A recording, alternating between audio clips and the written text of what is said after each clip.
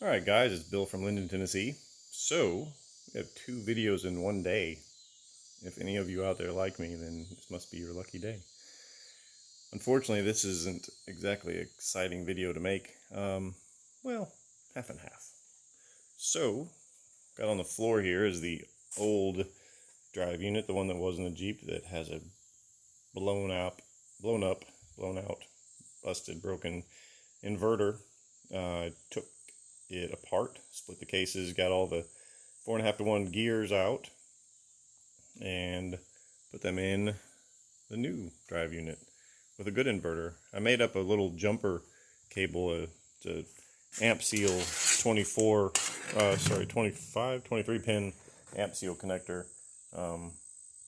So there's one dangling from the bottom of the Jeep right now. So I bought a anyway, what I'm trying to say is I made an extension cord.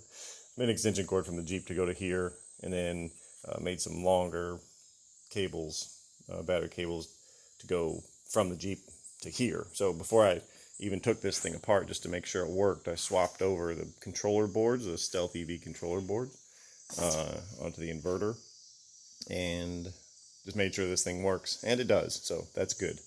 I had a little bit of a heart attack that it didn't work at first because I put a small fuse in line on those battery cables. That way, if something wasn't right in this thing, then that little fuse would blow and it wouldn't take out my whole dang system again. I had to replace a contactor also, but yeah, so I put a little fuse in there, 100 amp fuse, but that fuse was blown. I didn't know that, but I took that fuse out, put a 50 amp fuse in, which is fine because I was only going to pull a few amps just to make sure the thing turned. Don't have any coolant, and didn't even have any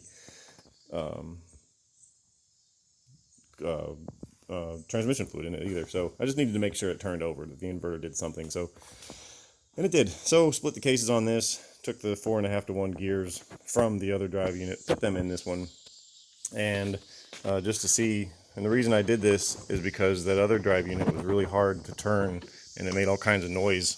And as you can see, this one isn't exactly easy to turn either. So that sucks, man. I don't know. I mean, it's like, it kind of turns, but it's got like hard spots. It's got like hard spots in it. I don't know, dude. So my gut feeling now is that the gear set is just not cut exactly right. If that's the case, it'll probably wear in and get better, you know?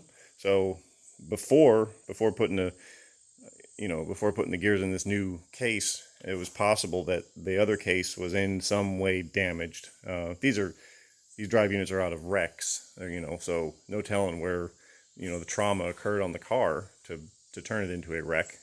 So it's possible that, it could have taken a hit into one of the back tires, and it, rammed into the drive axle, and who knows?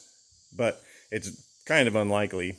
I know that didn't happen to this one because I know what the subframe looked like. So I know this vehicle did not take a rear hit. This drive unit was not involved in a rear end accident. So I know that for sure. So this case is good. And also, I spun it up with the factory gears in it, and I also sort of did this same thing with the factory gears. Put this stub shaft in there and turned them, and they turned better. They turned easier. They shouldn't. They shouldn't. Those gears are 9.3-to-1. These are 4.5-to-1. So every revolution of this turns everything half as much. So I don't know. Anyway, so we'll just go forth. I'll go ahead and finish putting this thing together. I gotta split the cases apart again and put some RTV in there. I only put it together to see if it'd work.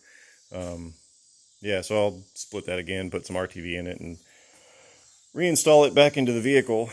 However, damn it, my DCDC converter isn't working again. Whenever all this chaos happened over Labor Day weekend that blew out the other inverter, I don't know, it somehow took the DCDC out too.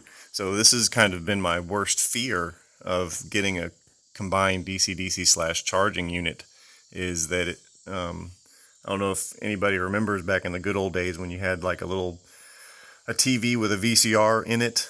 You know, and if the VCR portion of that thing died, then, you know, yeah, you still got a TV, but now you don't have VCR. So this is sort of the same way.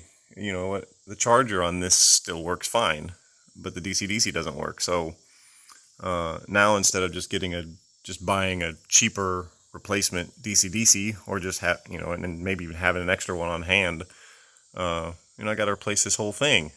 I don't know. StealthEV, I sent the other unit back to Matt Hauber at StealthEV, and he has sent it on back to China to have them take a look at it, see if they can figure out, see if they can fix it. Hopefully they can. I'll be damned if I'm going to buy another one. I'm going to talk with EVTV and see if maybe they can work some kind of a warranty deal with me or something. I don't know. You know, but this is a showstopper, and it sucks. So anyway, I'll just go ahead and continue building this thing as if it went good. I'll put the drive unit in. I'll put the drive shafts in there. I'll finish doing stereo installation. I'll put all the carpets in. Yeah, that's just how it's going to go. And then, you know, if it's going to take some time to, you know, sort this out, then I'm just probably going to scoot this Jeep over, you know, scoot the Jeep over here and pull in my next little project, my little Cub Cadet tractor. Yeah, I don't know. So anyway, update 2 of the day. Thank you for watching, and we'll talk to you later.